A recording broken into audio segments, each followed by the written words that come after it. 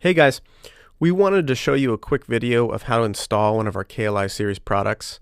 Now, the installation on this is not a traditional double-click type installer, since these are simply Kontakt patches. They're not Kontakt Player products. It doesn't install to the library, so to speak, in Kontakt.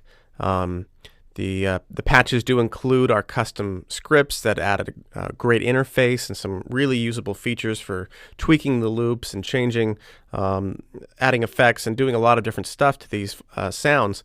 But they are, again, just Kontakt patches. So the installation is more or less getting the files where you need them and then loading them into Kontakt. So for starters, what you'll receive is a couple of zip files from a digital download.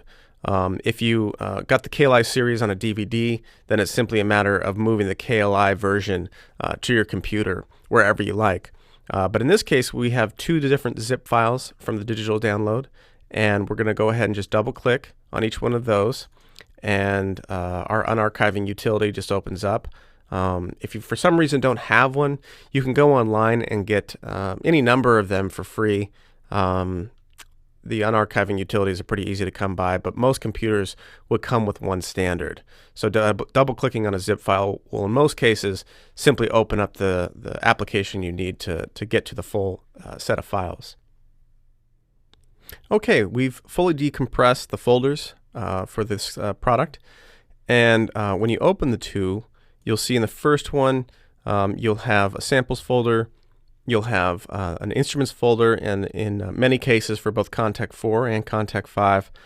In the second folder will always contain additional samples. Now these samples need to be moved to the samples folder from part 1. So we're just going to go ahead and move that over to the samples folder, and there's a README in there which will basically just tell you that same thing. These need to be moved over to the samples folder, or if you load some of the patches, you'll end up with some errors saying that samples are missing and things like that. So you want to make sure you do that first.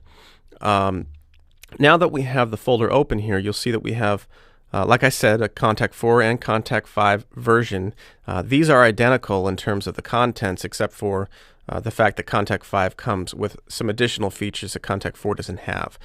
There's a much higher quality time stretching algorithm that's in there for the kit combos, and you'll notice right off, if you've already used Kontakt 4, that in Kontakt 5 these time stretch far beyond what they could before. There's also some additional effects that are included in Kontakt 5 that we've added to the scripts that are really great to use, and an upgrade basically from Kontakt 4. Kontakt 4 2.0 also has upgrades from the previous version, but it doesn't include those features I just mentioned. Okay, so loading in any of these patches, let's go ahead and open up Kontakt, and you can see here that in the libraries folder, these are Kontakt Player products that would have included a traditional installation and will install directly to Kontakt. Kontakt patch products like this will not have an installer that will put them in this location, but you can load up the files in a few different ways. First off is simply going to a folder in your Finder and dragging one of the patches over, and it simply loads directly in. Another way you can do this is going into your Files tab here in Kontakt and simply locating the product in the browser. Now it's can be a little bit cumbersome because you have to basically maneuver through your entire folder structure of your computer to get to the products. But once you find it, and in this case I just have it here on my desktop just for simplicity's sake right now, you can simply load in one of the patches from down here.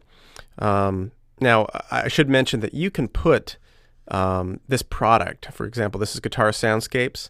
You can put the entire folder for this anywhere you like, on an additional drive, somewhere else on your main hard drive. It really doesn't make a difference, but what does matter is the structure of the patches, the names of the samples.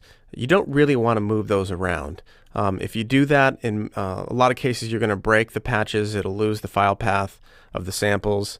So you want to leave those pretty much intact, unless you really know what you're doing and you can do a batch save. I'd just leave the structure of that product alone, and then, but like I said, you can move the actual main folder anywhere you like. that's no problem. Another way that you can load these in, which is probably the easiest way, is using the quick load. You can drag any folder. For example, I could drag the entire Guitar Soundscapes folder directly into quick load, which I've already done here, and then they'll show up here every time you open up quick load, and you can quickly navigate to your sounds that way, which is probably the easiest way to load in the patches. It's the simplest way. It keeps everything nice and clean. You don't have to go looking through a lot of different folders and files to get to what you're looking for. So that's basically it. We hope that you enjoy this KLI series and the 2.0 upgrade, and you get a lot of use out of it for a long time to come.